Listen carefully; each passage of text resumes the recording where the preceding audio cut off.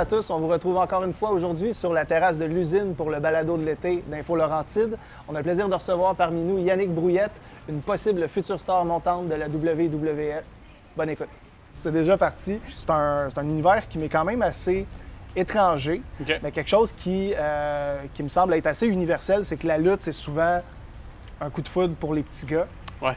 Puis là, ce que je trouve le fun, c'est que là, tu arrives, t'es un monsieur, t'es un grand bonhomme, 6 pieds 5, puis c'est de voir ce rêve-là se transposer toute une vie. Puis là, je pense que tu es encore à un moment de ta vie là, où est-ce que les choses peuvent devenir très concrètes. C'est ça, c'est mon rêve depuis que je suis tout petit, mais là, mon rêve, c'est la première fois que je suis capable d'y toucher puis que j'y ai goûté aussi. Là, fait que faut juste pas que je lâche, puis je pense que ça va être... C'est une vie de discipline, par contre. C'est-à-dire, il y a bien des gens qui voient juste le show puis tout, mais c'est extrêmement exigeant de faire de la lutte. Ah oui, physiquement, tu sais, la lutte, c'est pas caché. Même, ils ont fait un documentaire sur Netflix là-dessus. La lutte, c'est une business, c'est un spectacle. Donc, les résultats sont prédéterminés, mais tout ce qui est l'aspect physique à l'intérieur d'un ring, c'est très douloureux. C'est douloureux, carrément. Oui, carrément. As-tu déjà subi des blessures? J'ai été chanceux de... J'ai jamais laissé les adversaires me faire des choses qui peuvent être dangereuses. OK. Fait que, au long terme, non, j'ai pas vraiment eu de blessure. Comment ça fonctionne, ça, l'espèce d'entente entre les lutteurs? OK, tu peux me faire ça, tu peux pas me faire ça. Je pense que, tu le dis, là, c'est un peu orchestré, mais comment ça se passe entre lutteurs? Mais ça va avec la confiance, dépendamment, ça fait-tu 15 ans que tu luttes avec la personne? Si c'est la première fois que tu le rencontres, est-ce que tu entends des choses comme quoi qui fait mal à ses autres adversaires? Généralement, si vous êtes sur le même spectacle, vous êtes proche du même niveau. Ça arrive parfois que tu vas te battre contre quelqu'un qui est beaucoup plus connu que toi ou qui est meilleur que toi, ou le contraire. Mais il y a toujours un juste milieu où ce que les adversaires se trouvent un sweet spot de ce qu'ils sont capables de se faire. Mais généralement, si tu es sur un show de lutte, c'est parce que tu fais pas mal à personne. Dis-moi donc, Yannick, tu as quel âge puis ça fait combien de temps que tu luttes? J'ai 23 ans, puis professionnellement, ça va faire 4 ans au mois de novembre que je lutte. J'avais commencé à m'entraîner en 2019 à Torture Chamber à Montréal. Dans le fond, j'ai eu mon permis de conduire, j'ai eu mon diplôme, puis aussitôt que j'ai eu ça, dans la même semaine, j'étais pour mon premier cours de lutte. Ça ressemble à quoi un entraînement? Tu dis, j'ai commencé, ça ressemble à quoi? Quand c'est rentré dans ta vie de façon professionnelle, c'était quoi ta routine? Bien, la routine, c'est environ 2 fois semaine, des fois 3. C'était les soirs à Montréal, donc je travaillais à Saint-Jérôme, puis le soir, j'allais à Montréal, c'était environ 2-3 heures. C'est beaucoup de conditionnement physique au début. Puis plus que tu es avancé, plus qu'ils vont te montrer des techniques qui sont plus avancées. Puis c'est là que tu rentres vraiment plus dans comprendre comment que ça fonctionne, tout ce qui est planification de match ou juste l'exécution des mouvements. Là, tes parents le savent. Oui. Ouais. Mon père est très grand fan. Ah oui? Ah ouais. Est-ce qu'ils t'ont... Écoute, tantôt tu le disais, c'est la première fois de ta vie que tu peux toucher ton rêve. Tu me parlais un peu de ce que tu es en train de vivre là, en ce moment? Bien, dans le fond, c'est... j'ai eu la chance de faire partie d'un tryout de la WWE. Ce que c'est, en fait, c'est un essai. La compagnie t'emmène aux États-Unis, puis pendant une semaine, ils testent, que ce soit côté cardio, que ce soit côté personnage, que ce soit côté match. Pendant une semaine, ils t'évaluent pour savoir s'ils sont intéressés à te signer un contrat. Si tu signes un contrat avec eux, c'est un contrat qui développe, c'est à temps plein, mais de façon développementale. Okay. Fait que tu t'en vas à Orlando, puisque le centre de performance qui va devenir ton 9 à 5, dans le fond. Ton 9 à 5 devient la lutte. Tu es salarié par la compagnie. Puis quand tu es capable de te rendre là-dedans, ensuite, c'est là qu'on te voit à la télé. Mais moi, tout commence avec un try-out. Puis les try-outs, il y a environ plus de 10 000 personnes qui appliquent pour avoir un try-out par année. Puis il y a moins de 1 qui obtient un try-out. Fait que je suis très fier puis chanceux de faire partie de ce 1 %-là. Puis rendu là, c'est 0,2 % qui sont vus à la télé plus tard. Fait que, comme tu le dis, c'est énormément de passionnés, énormément de personnes qui veulent franchir ces étapes-là, très peu d'élus. Absolument. Puis toi, je pense que l'année dernière, tu as vu, elle vient dans mon œil, l'année dernière, tu avais fait la couverture d'Info Laurentide parce que tu as eu la chance de participer à... Oui, dans le fond, l'événement, c'était Elimination Chamber. Il s'en venait à Toronto.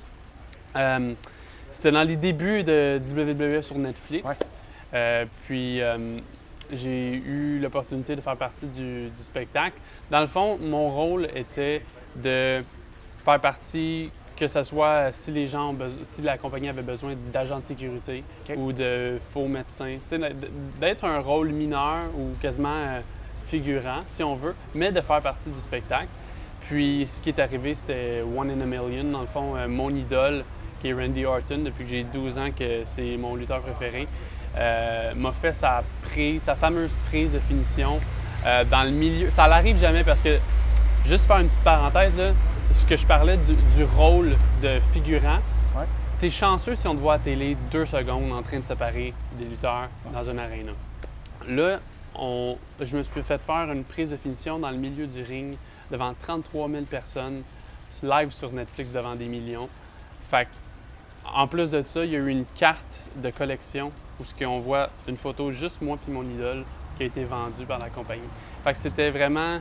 Je pouvais même pas imaginer ça. Tu parlais du documentaire qui vient de sortir sur Netflix, Unreal WWE.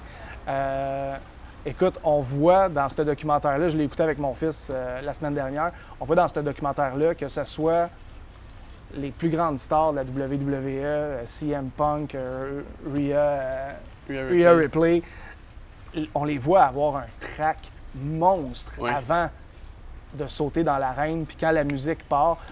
Toi, comment ça s'est passé, cette soirée-là? Là, tu le dis, j'étais au milieu de la scène, une chance inespérée, puis sur grande écoute Netflix, ça devait être complètement débile.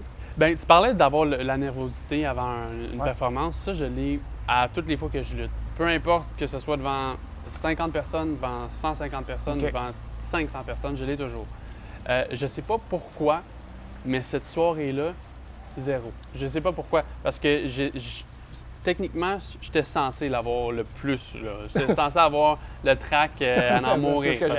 J'étais backstage, puis il y avait Triple H, qui est le boss de la compagnie, juste à côté de moi, à 3 pieds de moi. Puis j'attendais mon cue pour sortir. Puis je sais pas pourquoi, mais je me sentais très bien. Quand je suis sorti, c'est sûr que tu profites pas du moment à 100% parce que tu penses juste à faut pas qu'en courant dans le ring, je m'en fâche puis je me plante en pleine face. Fait que ça, c'est sûr qu'elle avait la petite pensée. J'ai pas vraiment pris le temps de tout regarder, la foule, puis d'absorber le moment. Mais j'avais pas la nervosité avant d'y aller. C'est quand même fou parce que justement, dans ce documentaire-là, on le voit, les Elimination Chamber, puis ça a été un des grands moments de l'année. Ah, 100%. C'est fou là, que tu aies passé là. Puis là, tantôt, tu le disais, les try-outs et tout, mais là, tu es peut-être en attente d'un appel qui pourrait changer ta vie. Là. Ah oui, 100%. Ça serait l'appel qui changerait ma vie parce que ça commencerait le chapitre que j'attends de commencer depuis que je suis tout petit. D'avoir un bout de papier qui me dit « Yannick Brouillette, tu es engagé par la WWE à déménager à Orlando pour t'entraîner avec nous puis d'apprendre des meilleurs. » Là, en intro, on parlait avant de commencer à tourner. Je donnais des hints, ton nom de lutteur, tes prises à toi. Parle-moi donc un peu là, de ce qui englobe Yannick Brouillette, le lutteur. Ouais. Bien, mon nom de scène, c'est Yane Harrison. Mon surnom, c'est le Top Prospect. J'aime C'est un petit peu ça, mon personnage, dans le fond, de monter les échelons puis d'être le meilleur prospect. Okay. J'ai pas vraiment une gimmick de « je suis un plombier ». Je suis un peu moi-même, mais cranké à 1000% dans le ring. Je suis quelqu'un qui a beaucoup d'expression faciale dans le ring. J'aime ça parce que un coup que je suis dans le ring, je suis vraiment dans le moment présent. Au début, c'était difficile. Au début, c'est beaucoup de se rappeler des choses parce que un match de lutte, c'est beaucoup de mouvements à se rappeler. Oui. Puis, quand le côté physique embarque, des fois, c'est difficile de montrer de l'émotion pendant que tu dois te rappeler de tout ce que tu dois faire. Mais avec l'expérience, ça l'embarque. Tu m'amènes au cœur du ring. Ça serait quoi comme une manœuvre qui est risquée, que tu te permets de faire ou une qui est plus exigeante, là, tu sais. Ben, tout de suite, je vois que tu en as une en tête. Ouais, ben, ma manœuvre un peu signature, si on veut, c'est le standing moonsault, qui est dans le fond, mon adversaire est couché sur le dos derrière moi. Je suis sur le sol devant lui debout, puis je fais un backflip, j'atterris sur lui. La raison pourquoi je le fais, c'est que c'est vraiment ma signature à cause que je suis pas censé faire ça avec ma grandeur, tu sais. Puis, Ta grandeur qui est 6 pieds 5. 6 pieds 5. Ouais, Tu me l'as dit fait tantôt que, hors caméra. C'est un peu comme ça que je me différencie des autres. Ouais. Quelqu'un qui est grand, qui est parfois lourd. Là, j'ai coupé beaucoup pour mon try-out, là, mais j'étais à 235 livres à un moment donné, puis je faisais un backflip à 6 pieds 5.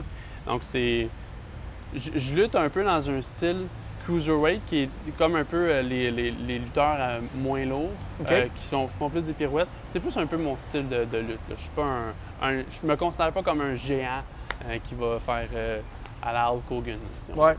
Tu as 23 ans.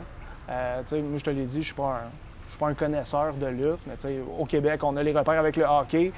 Tu sais, 23 ans, c'est relativement jeune pour un athlète. En lutte, vous êtes extrêmement dur avec votre corps.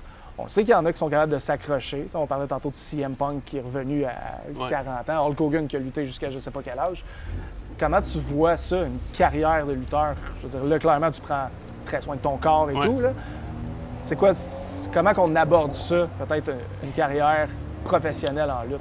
Bien, je pense que tout ce qui est récupération musculaire, tout ce qui est prendre soin de son corps, ça devrait être aussi important que ce que tu fais dans le ring. Parce que c'est ton outil de travail, si on veut, ton corps. Fait qu'il faut pas qu'il lâche quand tu es au pic. Ça arrive à beaucoup de gens que pendant des années, ils s'accrochent à leurs rêves, puis enfin, ils l'ont, puis le corps, il lâche. Fait que ça, c'est quelque chose que je veux pas qu'il m'arrive. Puis je pense que ça serait de faire attention à ce que je fais dans le ring, pas faire des choses qui sont pas nécessaires, ou ce que le risque, puis le risk-reward, si on veut, faut pas te tuer pour pas grand-chose. Puis, ça serait de s'occuper de ton corps pour faire attention au risque. Justement, tu sais, hier, tu me disais au téléphone, je vais pouvoir dire ce que, tu sais, je parlais de clichés, là. La lutte, c'est fake. Ouais. C'est clairement des vraies prouesses Ah, 100%. acrobatiques. Il y a clairement du monde qui se blesse. Ah ouais. Les coups sont... Il y en a, je veux dire, tu sors magané d'un match, là. Oui, ça dépend. Le but, c'est de sortir de là, pas magané.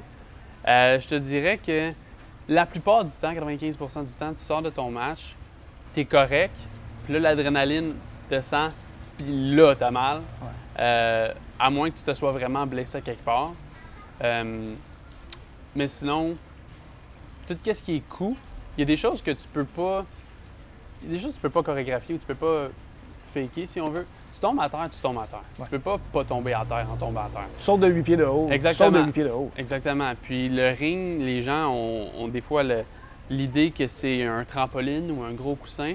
J'invite n'importe qui a accès à un ring de lutte de juste l'essayer, de prendre un bump ou de juste sauter dessus. Là, vous allez voir que tout ce que c'est, en fait, un ring, c'est un frame avec des morceaux de métal, avec des morceaux de bois. Puis le seul coussin qu'il y a, c'est à peu près ça, avec une toile par-dessus.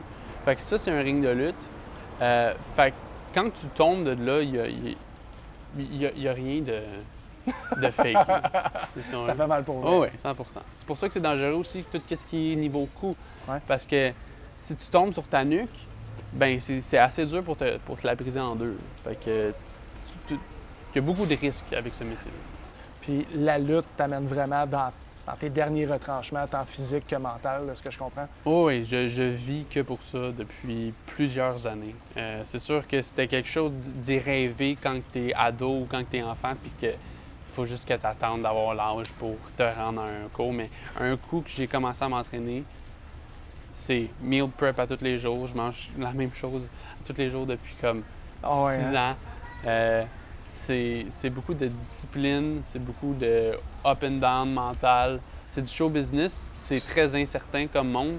C'est pour ça que quand j'ai vu une école de la WWE qui ont commencé à ouvrir un développement, un espèce de département où ils s'affilient à des écoles de lutte, comme il y en a une aux États-Unis, quand j'ai vu qu'elle avait ouvert C'est au New Hampshire. OK. J'ai vu un logo de la WWE. Même si c'était à 5 heures de route, je me levais à 4 heures du matin, j'allais travailler. Je revenais à Laval à environ midi, 1 heure. Je prenais ma douche au bureau. Je conduisais 5h30, 6 heures. Je m'entraînais toute la soirée. Je dormais au gym sur un crash mat 2 ou 3 heures. Je repartais 5h30 directement au bureau pour faire mon autre journée. J'ai fait ça plusieurs fois parce que c'est ce que ça prend pour montrer à la compagnie. Puis juste t'améliorer parce que moi, j'ai jamais demandé cette opportunité-là à personne. J'ai jamais dit, OK, il n'y a personne qui me dangle the carrot, comme on dit en anglais, là, de me montrer, OK, si tu fais ça, tu vas avoir ça. J'ai jamais eu ça. J'ai jamais rien demandé à personne. Il n'y a jamais personne qui m'a rien promis. Moi, je faisais ça pour devenir meilleur. Puis il y a eu les bonnes personnes qui l'ont vu et que c'est pour ça que j'ai reçu cet appel-là. Je regarde du coin de l'œil, je pense que c'est le moment où on a la visite de Jade. Oui, Bonjour. Bonjour Jade, ça va bien? Ça va bien, vous autres? Oui, très bien. Oui, je t'ai emmené à toi un melon crémeux. Oh my Dans God. le fond, c'est un mix entre un pina colada et notre super Red Bull au melon d'eau. Merci beaucoup. Et pour toi, je t'ai emmené notre exotique. Oh. Dans le fond, c'est avec du tonic yuzu aux agrumes, avec une purée de fraises, un petit peu de jus de citron placidité, parfait pour l'été. Sans alcool, parce qu'on sait que c'est un athlète. Évidemment, sans alcool. Sans alcool. Excellent. Merci beaucoup. Merci beaucoup, Jade. Ça fait plaisir. Fait que là, la tradition veut que. L'entrevue n'est pas finie, je te le dis tout de suite. OK. La tradition veut que tu décides, on lève notre verre à quoi? Au rêve. J'avais ça en tête, tiens, puis là, on n'a pas le choix de faire chin. À la poursuite des rêves, puis je te souhaite que le tien, tu y touches pour vrai. Là. Oh, wow. Verdict? Wow! Oh, on donne-tu des Oui, notes? moi aussi, c'est vraiment bon. Ben écoute, on va boucler la boucle de l'entrevue avec ça. Je te disais d'entrée de jeu que souvent la lutte, c'est un rêve de petit cul Oui. qui perdure. Ce que tu as vécu dans la dernière année, de faire des apparitions devant des arénas remplis à heure de grande écoute. Bien, à heure de grande écoute, c'est plus de la télé câblée, là, c'est Netflix. Là. Fait que, tu sais, sur Netflix, devant des millions de personnes, il y a un paquet de petits gars pour qui juste ça, c'est le rêve. Toi, tu l'as vécu, puis là, tu es sur le point de peut-être traverser la porte ou peut-être mettre un pied dedans, au moins. Qu'est-ce que tu dirais aux jeunes? Tu sais, puis là, on le sait, tu es un petit gars de Sainte-Sophie, tu es un gars de la région, on tourne ça à Saint-Jérôme. Il y en a un paquet de petits gars là, à Saint-Jérôme, à Sainte-Sophie, qui regardent la lutte sur Netflix puis qui s'imaginent. Qu'est-ce que tu as envie de leur dire? Je dirais que si vous construisez une discipline de vie, puis vous instaurez une éthique de travail, il n'y a aucun rêve qui est trop gros, puis il n'y a aucun rêve qui est inatteignable, parce que si la vie vous doit rien, mais si vous donnez tout de vous à la vie va tout vous donner en retour. Yannick, merci beaucoup. Je te souhaite très sincèrement d'avoir l'appel que tu espères. Parce que tu l'attends cette semaine. Ouais, un oui ou un non, ouais, c'est cette exactement. semaine. Ouais. En tout cas, tu as tout notre support. Puis, Merci. j'espère pouvoir synthétiser Netflix dans une couple de mois, d'années, puis voir Yane Harrison en train de faire beaucoup. les backflips. Merci, Danny. Merci beaucoup.